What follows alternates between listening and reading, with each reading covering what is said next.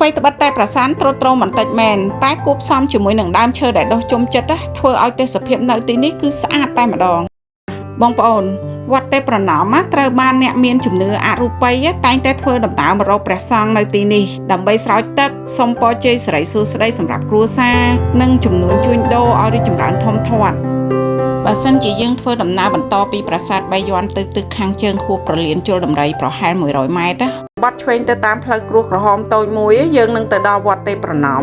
វត្តនេះត្រូវបានសាងសង់ឡើងសម្រាប់ឧទ្ទិសដល់ព្រះពុទ្ធសាសនាហិនយានបងប្អូនប្រសិនបើបងប្អូនមកទស្សនាទីនេះសប្តាហ៍ថ្ងៃបរិវេណវត្តនេះយើងឃើញមានតែសំណង់គ្រឹះបុរាណសាងអំពីថ្មបាយក្រៀមដែលមានលម្អទៅដោយបង្កាន់ដៃនាគនិងចម្លាក់តោបន្តិចបន្តួចតែប៉ុណ្ណោះក្រៅពីនេះនៅមានចម្លាក់ព្រះពុទ្ធបដិមាដែលជាចម្លាក់សាងពីថ្មភក់ដ៏ធំមួយបែរមុខទៅទិសខាងកើតដែលជាទីសក្ការៈបូជាសម្រាប់ពុទ្ធបរិស័ទជិតឆ្ងាយហើយនៅក្បែរនោះដែរមានកុដិមួយដែលជាទីកន្លែងសម្រាប់ព្រះសង្ឃគង់នៅអាស្រ័យធម៌បងប្អូនវត្តទេពប្រណមត្រូវបានអ្នកមានជំនឿអរូបីតែងតែធ្វើដំណើរមករកព្រះសង្ឃនៅទីនេះដើម្បីស្រោចទឹកសុំពរជ័យសិរីសួស្តីសម្រាប់គ្រួសារនិងជំនួញជួញដូរឲ្យរីកចម្រើនធំធាត់ហើយបើយើងជិះហួសនេះប្រហែលជា200ម៉ែត្របងប្អូននឹងទៅដល់ប្រាសាទតូចមួយថ្ងៃនេះដែរ admin Elstyle ក៏សូមជម្រាបសួរពុកម៉ែបងប្អូន admin នឹងនាំបងប្អូនទៅទស្សនាប្រាសាទតូចនេះប្រាសាទនេះមានឈ្មោះថាប្រាសាទប៉ាលីឡៃប្រាសាទនេះបងប្អូនយើងមិនសូវចាប់អារម្មណ៍ឬក៏បានទៅទស្សនាឡើយដោយសារតែប្រាសាទនេះនៅខាងក្នុង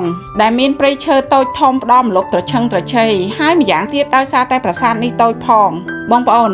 បើយើងនិយាយពីទេសភាពវិញគឺស្អាតខ្លាំងសម្រាប់អ្នកចូលចិត្តថតរូបវិញជ្រុងណាក៏ថតស្អាតដែរបងប្អូនអ្វីត្បិតតែប្រាសាទទ្រុឌទ្រោមបន្តិចមែនតែគួបផ្សំជាមួយនឹងដើមឈើដែលដុះជុំចិត្តធ្វើឲ្យទេសភាពនៅទីនេះគឺស្អាតតែម្ដងមកដល់ប្រាសាទយើងមកនិយាយពីប្រាសាទវិញម្ដងបើតាមឯកសារប្រវត្តិសាស្ត្រប្រាសាទនេះបានកសាងនៅក្នុងសម័យកាលនៃសតវត្សទី12ដែលឧទ្ទិសដល់ព្រះពុទ្ធសាសនាហិនយានប្រាសាទនេះមានព្រះពន្លាកិត្តិយសតែមួយទេបងប្អូនដែលសាងពីថ្មភក់លម្អទៅដោយបង្កាន់ដៃនាគក្បាល5និងចម្លាក់តោបែរមុខទៅទិសខាងកើតនៅពេលដែលយើងធ្វើដំណើរទៅដល់ចុងនៃព្រះពន្លាមានរូបបដិមាព្រះពុទ្ធសាងអំពីថ្មភក់ដ៏ធំមួយទ្រង់គង់ក្នុងទម្រង់ព្រះភ្នែនយកធរណីធ្វើជាសាក្សីប្រាសាទដ៏តូចមួយនេះមានប្រាង្គធំតែមួយគត់ដែលសាងសង់នៅលើខឿនខ្ពស់ផុតពីដីមានកាំជណ្ដើរបែរទៅរកទិសធំទាំង4ងាកទៅកំពែងវិញមានព័ទ្ធជុំវិញប៉ុន្តែសល់តែផ្នែកខាងកើតតែប៉ុណ្ណោះដែលសាងឡើងពីថ្មបាយក្រៀម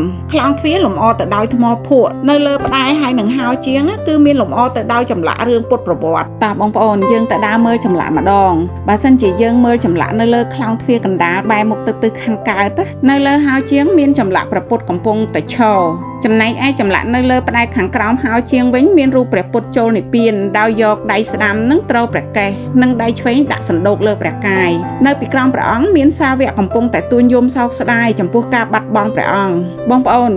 បើយើងដើរទៅមើលក្លោងទ្វារខាងជើងបែរទៅទិសខាងកើតវិញនៅលើហោជាងមានចម្លាក់ដែលរៀបរាប់ពីក្រុមសត្វស្វានិងដំរីកំពុងតែគោរពបូជាថ្វាយចង្ហាន់ដល់ព្រះពុទ្ធហើយបើក្លោងទ្វារខាងជើងដដែលតែបែរទៅទិសខាងលិចចម្លាក់បរិយាយពីអ្នកគោរពបូជាថ្វាយដង្វាយចំពោះព្រះពុទ្ធបងប្អូន